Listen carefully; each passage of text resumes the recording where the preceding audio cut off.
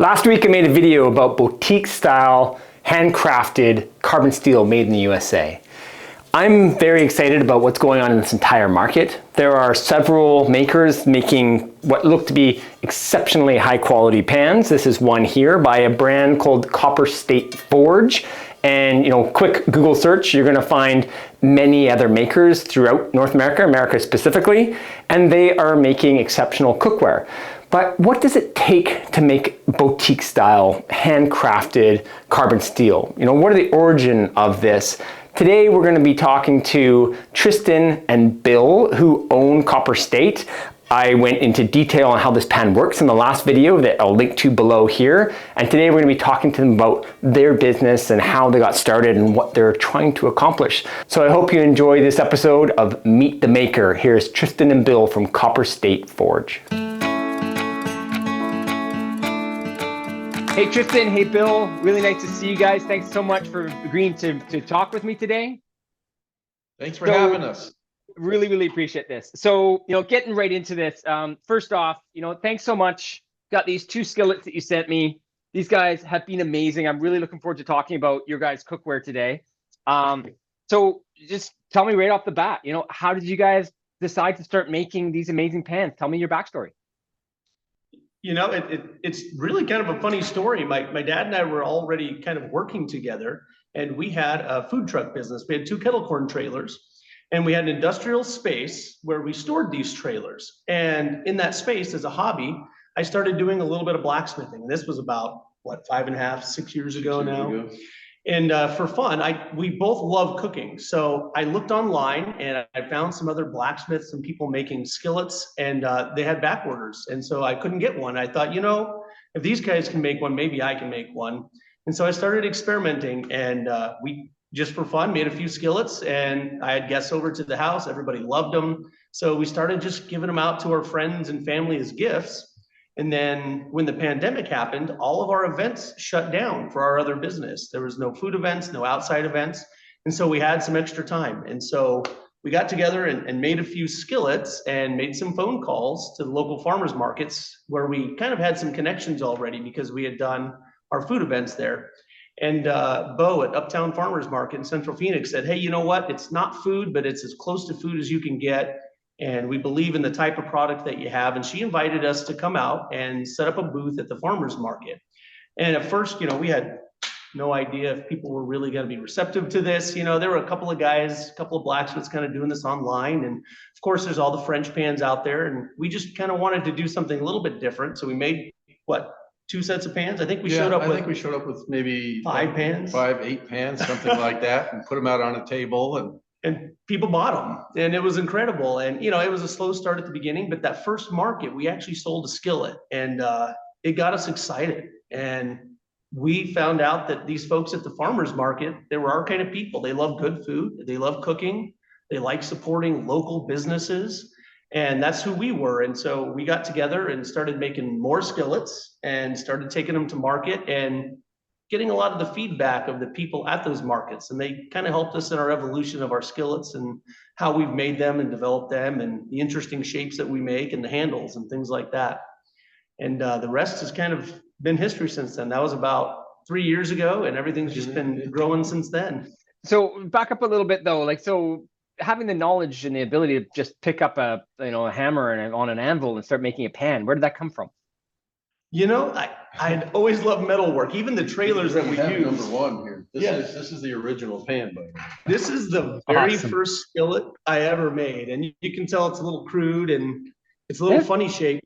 But, I went to school most of my life, but most of what I learned to do blacksmithing, I learned on YouTube University. Okay.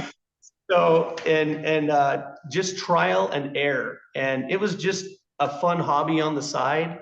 And, we don't use any of the same tools aside from an anvil and a hammer, but we have, really great fly presses, these big manually operated press that we use now, and all these things that make life a little bit easier on us. That first one was just hammered out, and it was just an experiment that turned out really well. And not all experiments turn out the way you expect. If we could spin this computer around, we won't, because the shop is kind of a hoo.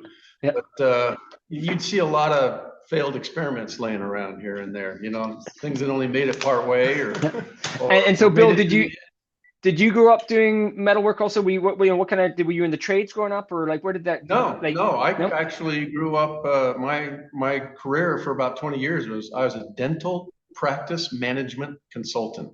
Okay. Yeah, I know. Yeah, strange Love but it. true. Okay. So, and I didn't tell dentists how to drill teeth. It wasn't about how to drill teeth. It was about how to run their practice, how to, you know, deal with patients and staff and that end of it that they don't get too much of in dental school. So Yeah. that was my job for 20 years. And so when I finished up with that, I kind of retired from that. And then I joined Tristan with the kettle corn just because I wanted to be in a business where I came from a business where a lot of times people aren't happy. And I wanted to be in a business where, you know, you hand somebody a bag of kettle corn and everybody's happy. Love And it. it's actually kind of true with the carbon steel pans too. You know, Yeah. if we, as we sell them, as we develop the right expectations, we always tell people as we sell them our pans, don't fall in love with the color. It's going to change. We've got to get that expectation cleared up right from the start. But we do that, and man, everybody's happy. We love that. We love it when people are happy. How do you guys work together then? So how do you kind of, you know, delegate your responsibilities amongst yourselves? Like how does it work building your pans? It's kind of funny. It just kind of fell into place. We didn't like sit down and divvy up everything necessarily. We've tried to do that, but then for some reason we gravitate towards certain aspects of the forging. And for Bill, he loves using our huge fly press. It's all manually operated. It was built back in the late 40s, early 50s, and that's kind of his baby. And so he loves pressing and hammering the pans out. And I do a little bit more of the hot forging on the handles and putting the handles on the skillets. And it's funny because we never went like, this is what you have to do. It's just, that's the things that we enjoy doing the most, it feels like. And it's different with each of our products. On some of them, he'll do the hot forging and actually heat stuff up like the coffee scoops and things like that. So it's kind of a weird division of labor. It just kind of happens. And what's extra funny about that is all the videos that are out there of this, like the paragraphic video or when the news comes, almost invariably, we each end up doing the opposite of what we do day to day. Okay. Yeah. Hammering on a hot handle somewhere, and he ends up pressing a pan. So contrary to all the videos everybody sees, we kind of do the other jobs. Yeah. So you know, you mentioned a coffee a scoop there. So tell me, you guys make your pans, and what else do you forge? We make some smaller things too. We make coffee scoops and spatulas, and we make some things so that when somebody walks by the farmer's market and they look at our pan and they kind of look at the price and they go like that, we've got something a little bit cheaper they could still fall in love with and buy. Okay. So okay. Yeah. So we do things. This is a little butter knife that we make, and you'll notice everything has our little Arizona on a piece of copper. Yeah. Very nicely done. Nice detail. This is an example of one of our coffee scoops that we do. Yeah. So those do really well. We do ice cream scoop, a lot of just utensils, and these are mostly stainless and cool little bar spoon. Cocktail spoon. And so it's something that, you know, our skillets are an investment, you know, and when people walk by at a farmer's market, they're not always prepared to spend the kind of money it takes to get a nice hand forged pan. You know, we've got hours into these things. Sure. And so they'll take something else with them and they come back and they say, you know what, I bought a coffee scoop from you and I use it every morning. And I keep thinking to myself, you know, if I'm this happy using this coffee scoop, imagine how happy I would be using a nice hand forged pan. And then they come back and they make that purchase. And then what's funny is, you know, something that we've kind of talked about a lot around here is when we go to a farmer's market, we're selling a pan that will literally last you forever. We tell people it'll last generations. And so it's almost like it's our dream and our nightmare. We show up, we sell somebody a 10-inch skillet, they never have to buy another 10-inch skillet again. So eventually I know that problem. I know that problem well. The market. It's a good problem to have, though. It feels right. Yeah. Oh yeah. Yeah, absolutely. Well, so with your guys' design and how you know, pushed and shoved and talked to your customers, you guys sent me one of the pans you sent me with this kind of shovel type design. So, you know, I saw one of your pans that had, you know, lots of these edges, and then you've got this one with a shovel design. This is a really, really cool pan. So I've very much enjoyed using this pan, and I'll get, you know, more into that in the video later on. but tell me how this design came to be. Well, actually, this was my dad, Bill's baby. He actually came up with this design. So you want to kind of tell a little bit about how that came to be? Kind of got to start at the beginning. That's fine. Let's hear it. Let's hear it. So basically, I mean, we made round pans like everybody else, and people, some people walk up. Like I said, we do a lot of our development as a result of talking to people at farmers markets.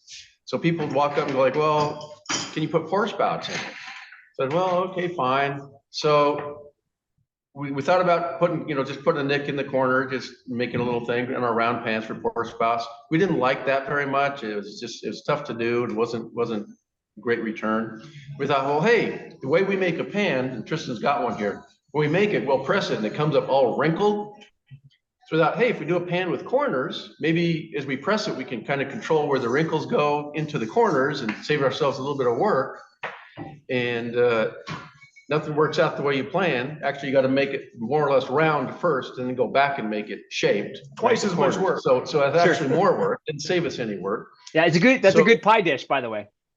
Yeah, it is. Actually, yeah. we sell them. It's so funny, Jed, that you say that. When my dad's over here using the press, he'll press one down, and every once in a while, the wrinkles come out nice and even all the way around, and he just stops right there. And he goes, he picks it up, and he goes, that one's going to be a pie pan.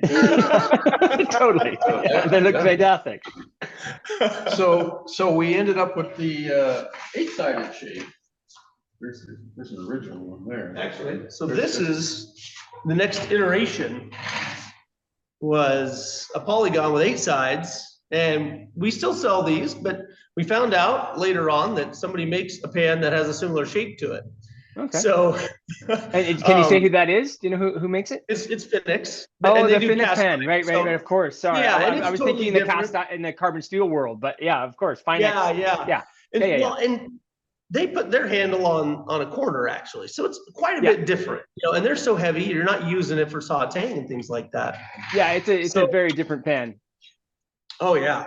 And so what we've done is we decided on the octagon because the pour spouts in the corners are as on the pan you have, you can kind of pour towards yourself and see what you're actually doing if you have grease or something to pour out. Yeah, I did find actually better control. I really did find the control that the pour spout being closer to me did help a lot. I like that. Well, and then the funniest thing happened. Now I use this pan like every day, right? And I saute in this and it flips food back perfectly. But that flat front, people got the perception that it would be difficult to saute with a flat front. Mm-hmm. We heard that so much as a joke. My dad here. I just went like, okay, fine. So I rounded one out at the front. I just took a hammer and just knocked the corners back out. And we took that to market with us. And everybody went nuts. They absolutely loved it. And the function was there. And so we made a few more. That shape is now our best selling skillet. Yeah, I can see it. It's just a functional looking shape. And it makes sense. The other thing that I like about it is that it takes up a little bit less space on the stovetop. So when you have it, fit on your stovetop beside other pots and pans, it just kind of fits better. It's just, I don't know. You guys nailed it. So get a patent on that soon. Thank you. Yeah. So something that when I look back on the kind of evolution of high-end carbon steel cookware, especially in North America, you look at something like Blue Skillet, out of Washington State. Was that an inspiration for you guys? Did you guys look closely at that sort of design and understanding of how they make their pans as you were moving forward? We have, and in addition to Blue Skillet, we've also looked at Blanc Creatives and a ton of the other guys that are in Smithy's doing their partnership with And so we've kind of gone through and scoured the internet for all of their videos and YouTube videos to see how they're doing it, why they're doing it, and using that kind of as inspiration for our own.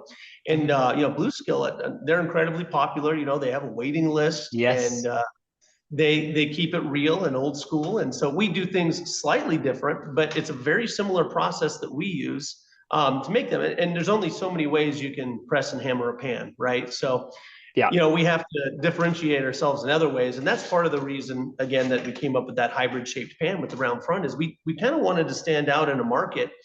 And, a lot of these hand forged pans, I think I've heard you mention this before, they're big and they're kind of clunky and the handles aren't super comfortable. Yep. And so, Beautiful. but they're beautiful, Oh, man. right? Yeah. I So mean, we don't, there's a whole other level of market. It's just the beauty market. Yeah. And Yeah. we wanted both. We wanted them to be beautiful and very functional. And that's why if you look at our handles, they've got the big, long, tall swoop to them. Yep. One of the things that people at the market, they say is, well, I love my cast iron, but it's heavy and the handle is about that long and it gets hot immediately. So we decided, let's make the handles extra long. Let's raise them up. Let's get them high and away from the burner. And people did that. So we kept doing that. And then they said, well, just a flat handle is not very comfortable. So we started putting this little fuller here, this little in mark, so you have a spot for your thumb on it.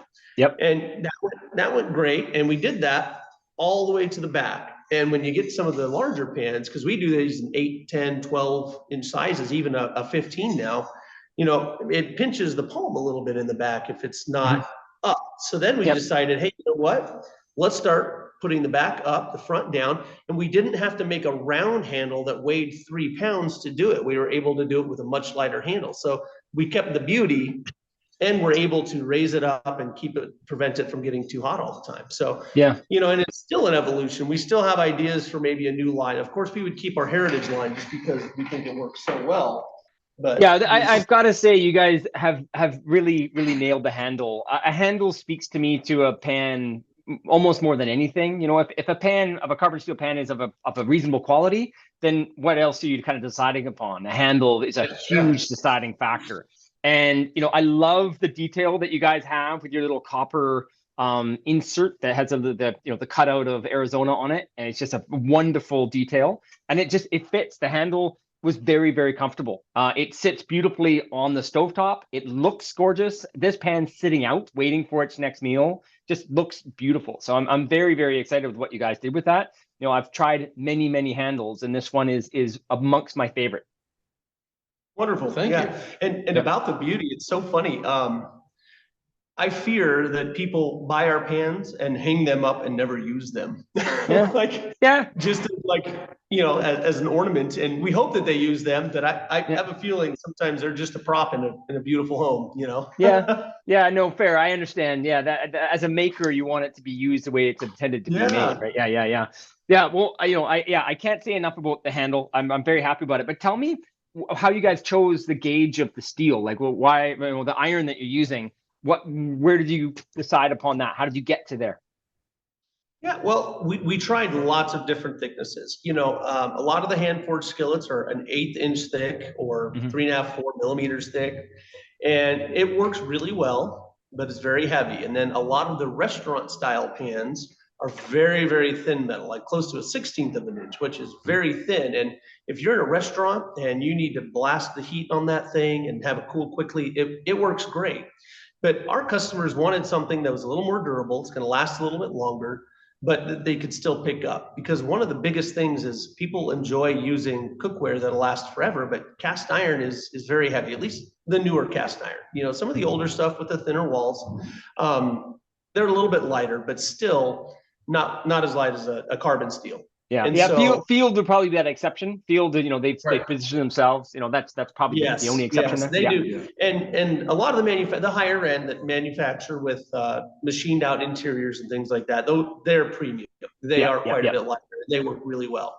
But so many of our customers just wanted a little bit lighter pan. So we started a little bit thicker, and we kind of went back, 1 gauge at a time, and then we would test it because so many folks are using induction and glass tops now. We wanted to make sure that we used steel that was thick enough. If they crank up the heat and they warm it a little bit too fast, and which we warn against, you want to heat it nice and slowly, that you're not going to get a big warp in your pan. And to kind of fight against that, we do put a slight convex in the bottom.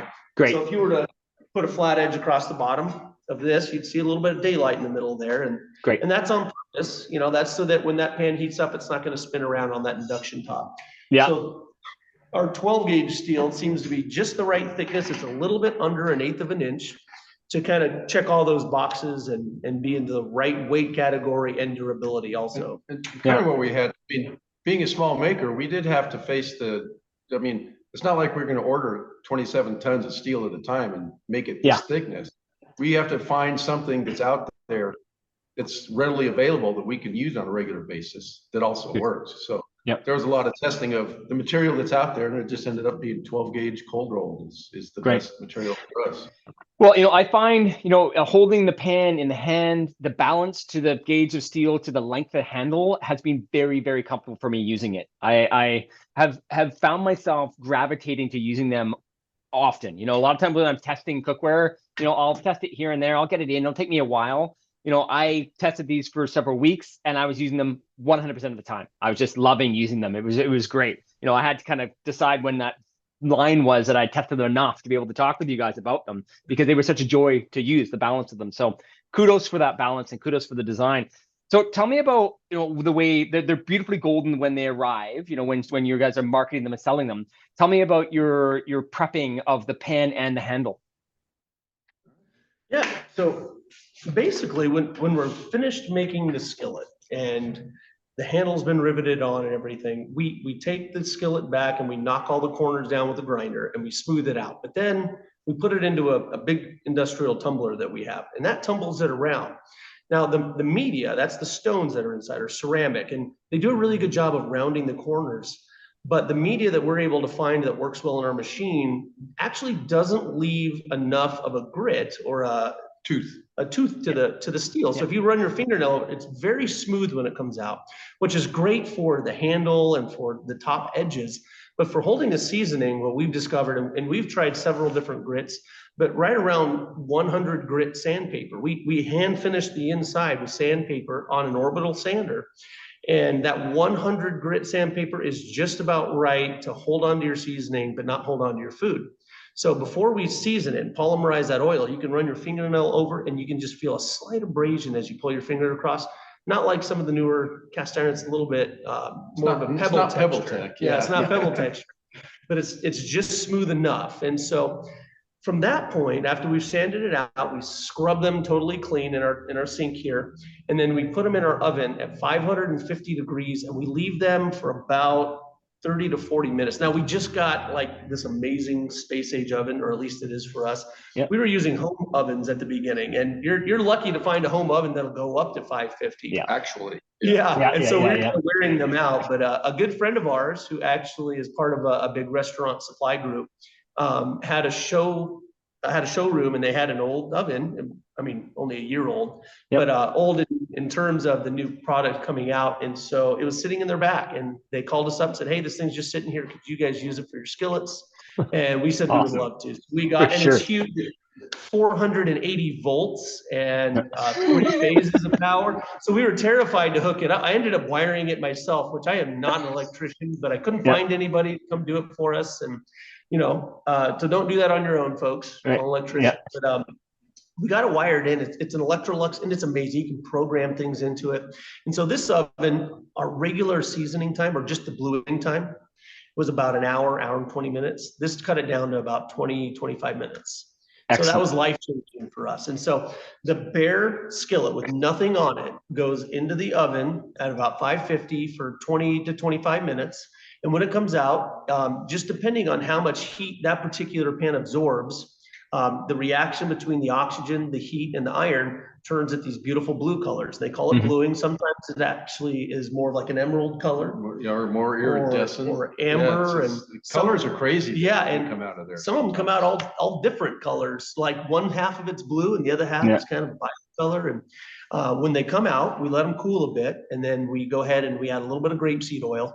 And we wipe that all the way around. And as you know, you got to remove every bit you put on there. You got to pretend like you are trying to get rid of that oil. It was a mistake. So we wipe them down completely, put them back in the oven at 465 for about 15 minutes until it hits temp. Then we let them cool nice and slowly. And then we do that twice. So we do 2 rounds of that grapeseed oil seasoning. And so like my dad here mentioned before, we have to tell people this is really a protective coating and layered to get it home. And then when you start cooking on it, you'll start building your own seasoning. And we have to make sure we take our daily drivers, we call them, to the market, like this guy here, to show people exactly how they're going to look over time. And this, we take some that are even almost silver in the bottom. I've watched some of your videos where you guys make the French omelets, and that's a nice silvery color, and they work amazing. So, like here's a very old and beat up the boyer pan, but it's, still quite silver on the bottom. Yeah. Yeah. So, other videos explain that, what carbon buildup and what seasoning is. So we'll leave that to other videos. Oh yeah, absolutely. Yeah. But we have to explain that to people sufficiently enough with visual aids, preferably, because if we just say, hey, the pan's going to change color, right. People who have not used carbon steel are not prepared for the level of change. Absolutely. And they buy the pan based on the beauty. We got to say, you gotta love the beauty of the shape and the dents. Those are permanent. But the color is not a part of it. Yeah, fact, I have people often that send me a note when they've done, I advocate doing a multi-stage seasoning as you guys do. And people send me a note once they're done. They're like, it's perfect. I don't want to use it. Yeah, like, exactly. So, like, so sorry, we send them you home got to with start that. cooking. Yeah, we send them home with that perfect pan. In fact, I now tell them, I say, we're going to send you home with a beautiful pan, and it's your job to give it character. Yeah. Good. Yeah, that's really important for people to understand. I think a lot of people watching this video will have a good sense of that one. And I have found, with several weeks worth of use, I've gotten a really nice kind of blackened pan. There's still some silver coming through here, but it's turning, a beautiful shade of seasoned. It's gorgeous. So very happy with how that pan. This one, the round one, I haven't used as much because I love the one that I actually have here. That this is a large one. We've been making these maybe 8 or 10 of them a week, and we're selling them. But this one fits the octagon shape, and then of course we have one that also fits the hybrid, like you got there. Yeah, and they're nice and flat. We do a kind of a French style, just because our pans are all a little bit different. To make a skillet or to make a pan that the lid will fit directly into, it needs to come out of a mold. It can't be hand hammered. And so that's why we make them a little bit larger. Sits right on top, reflects a lot of that heat right back in, reduces any splatter. And then we put this beautiful little handle on it. And of course it has a little piece of copper as well. Yeah, gorgeous. Beautifully done. That's absolutely fantastic. All right. So, definitely talking to me has been fantastic, and, promoting you guys far and wide. Tristan, you and I have talked a little bit about retail. It would be amazing at some point in time if we had some of your pans up here in Canada to be showing on our retail stores. But, are you interested in are you talking about, would you like to meet other retailers from across the country? If people reached out to you to resell your pans, is that something you're interested in? We would. And, when we first started this, if we made 2 pans in a day, we were ecstatic. Like that was just amazing to us. And so now that we've kind of spent the last 2.5, 3 years refining the process and figuring out exactly how our production works and how we work together. And we've gotten a little bit of help in the shop actually recently. It's not just the 2 of us. We have a part-time person that helps us out. We can finally reach that production level where we can actually branch out a little bit, and we could plug in new employees to our processes and still be able to keep an eye on everything and be able to go retail. And I think that's the big dream. Is we love going out to our markets, and we're never going to stop doing that because there's such an amazing community that we have at our markets. I mean, that's where I go to see all my friends every weekend now. I can't just stop doing that. And it's also where we get new feedback. But I think, we definitely need to get out into some retail locations and direct to consumer online and just kind of expand our horizons a little bit. So connecting with you, for somebody who want to connect with you, Instagram is a good way to get a hold of you? It is. Instagram is a great way to get a hold of us. Yeah, and that's what's your handle there? It's at copper.state.forge. You can find us there. We're also on Facebook. Yeah. And we do have a website set up, copperstateforge.com. So you can always go there and check it out. And beautiful website, by the way, beautiful. So if somebody's interested in buying, retail in America, that's a phenomenal place to be. Your guys' website, beautiful photography, functional website. It's absolutely fantastic. Thank you. And one of the other things that we're really looking forward to now that I'm thinking about is, we want to give people more of an experience. Now, we've noticed you have beautiful kitchens in your stores. And so we've tried to kind of build that feeling here. Looks to wonderful. Some degree anyways. It's more of a prop than it is a proper kitchen, I like to tell people. But, we've started having people out to our shop, and we want to do a little more of that and give people the full experience, maybe start teaching some classes at the shop here as well. And, we love our hand-forged skillets, but we've also been thinking it would be nice to be able to have something that's still handmade, maybe not fully forged, that's a little more economical. So that could be on the horizon too. We've talked about that a little bit. Yeah, cool. Making another line with our specific shape that might be a little bit more affordable or within reach for some people. Yeah. Fair enough. So for people that are, looking for you physically, you're located close to Phoenix, yeah? We are, yes, sir. So our workshop is in Goodyear, which is on the southwest side of the Phoenix Valley here. So it's Okay. attached to Phoenix. And we do farmers markets basically in every metropolitan area of Arizona. So we do the Flagstaff Farmers Market during the summer months when it's cool enough. Right now, it's pretty terrible weather, so we're not up there. The market closes down for the winter. Yeah. We do Uptown Farmers Market in Central Phoenix, and then we do the Tucson Market down in Rito Park. Yeah. And so those are our three primary farmers markets where we do most of our sales, and they've kind of accepted us into their little communities down there. Awesome. And that's great. And if somebody was interested, they're in the region, they want to come see you, do you guys post that on your Instagram and you post that on your website to where people could come find you? Okay. We do. We always post and try to update our social media as much as possible. We're probably not the best at that. We're working on the whole technology side. We kind of went backwards a couple hundred years to like make a living, and now we have to look to the future and social media and internet and things like that. So we're working at it. And we don't run it like a retail store. We always ask people to just call us, make sure we're here. We're a workshop, so we're in and out. Yeah. Wicked. All right. We'd love it when people come by, though. I mean, we invite people to come by all the time and anytime they want to come by. Awesome, Bill. Well, you guys want me to make me want to come down and visit you guys down there. I'd love to come. We hope you do. Yeah. Especially in the winter, specifically for us, right? Yes. It gets pretty cold and wet up here on Vancouver Island. All right, guys. Well, thanks so much for talking with me today. This has been awesome. I can't say enough great things about your cookware so far, and it's really great to connect with you both and see you guys making such an incredible product. So thank you very much. Thank you. Well, thank you for having us. We appreciate you, and this has been wonderful. Awesome, guys. Thanks so much. Bye. Okay, so that was pretty awesome. So there's the pan that I was talking about there, what I call the shovel pan that you'll see in the previous video that I made on how these guys work.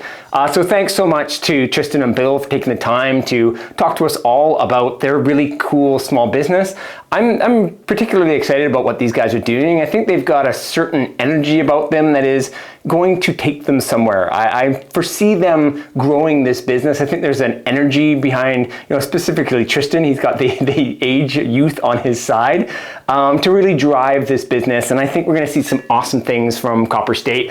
But as I've said several times, there are some other people in this space doing just as cool stuff. So take a good look around and see what's there when you're choosing your next carbon steel skillet. So I hope that was great. Any comments, any questions, throw them below. Thanks so much.